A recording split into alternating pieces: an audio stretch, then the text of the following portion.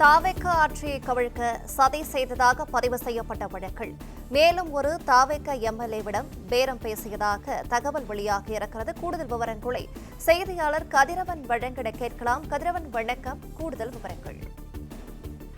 தமிழக வெற்றி கழகத்தின் சட்டமன்ற உறுப்பினர்களிடம் பேரம் பேசிய வழக்கில் நேற்று 12வது நபராக மதுரை உசிலம்பட்டி பகுதியைச் சேர்ந்த கணேசன் என்ற நபர் கைது செய்யப்பட்டார்.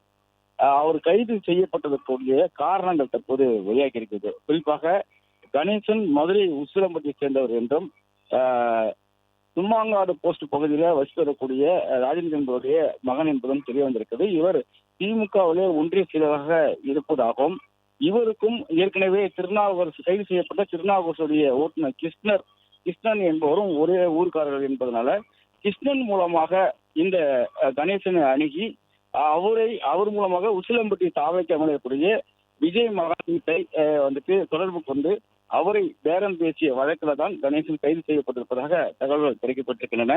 குறிப்பாக இந்த கைது செய்யப்பட்ட கணேசன் அங்கிருக்கக்கூடிய தாவேக நிர்வாகி ஒருவர் மூலமாக எம்எல்ஏவை சந்தித்ததாகவும் கட்சியில் இரவில் இணைய உள்ளதுனால உங்களை சந்திக்க வந்திருப்பதாக புகைப்படங்கள் எல்லாம் எடுத்துக்கொண்டு அதன் பிறகாக தொடர்ச்சியாக அந்த எம்எல்ஏ இருக்கக்கூடிய விஜயிடம் தொலைபேசி மூலமாக தொடர்பு கொண்டு இந்த பேரம் பற்றி அவர் பேசியதாகவும் 35 50 கோடி வரை தருவதற்கு தயாராக இருக்கிறார்கள்.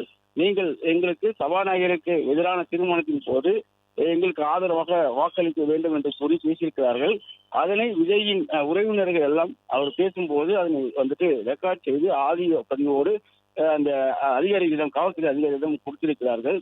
கிருஷ்ணனை கைது செய்து விசாரணைக்கு போதுதான் வேறு யாருக்கெல்லாம் இதில் பங்கு இருக்கு என்று விசாரணையின் போதுதான் இந்த கணேசன் சிக்கிக் கொண்டதும் அவருடன் தாவேக நிறுவனத்திலே ரகு பிரகாஷ் ஓட்டுநர் சாமியப்பன் உள்ளிட்டவரை பிடித்து விசாரணை செய்த போது கணேசன் புகைப்படம் எடுக்கப்பட வேண்டும், அதே போல கட்சியில் இணைய வேண்டும் என்று கூறிதான் எங்களை அழைத்து சென்றதாகவும் எங்களுக்கும் அதற்கு தொடர்புள்ள என்று கூறிய காரணத்தினால நேற்று ரகு பிரகாஷையும் ஓட்டுநர் சாமியப்பனும் விடுவித்ததாகவும் கணேசனை மட்டும் கைது செய்திருப்பதாகவும் தெரிவிக்கப்பட்டிருக்கிறது.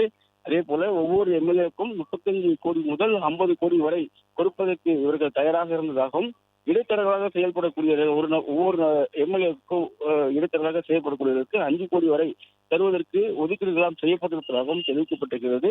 இந்த வழக்கில் 12 நபர்கள் இதுவரை கைது செய்யப்பட்டிருக்கிறதில் 80 லட்சம் ரூபாய் வரை ஹவாலா பணம் பறிமுதல் செய்யப்பட்டிருப்பதாகவும் ஏற்கனவே கைது செய்யப்பட்ட பெங்களூரை சேர்ந்த சேதுராஜன் என்பவர் ஒரு பைனான்சியர் என்றும் பிளே ஸ்டோர் மற்றும் ஆப் ஸ்டோரில் இருந்து பாலிமர் செயலியை QR கோடு மூலம் பதிவிறக்கம் செய்யுங்கள். செய்திகளை உடனுக்குடன் பெறுங்கள்.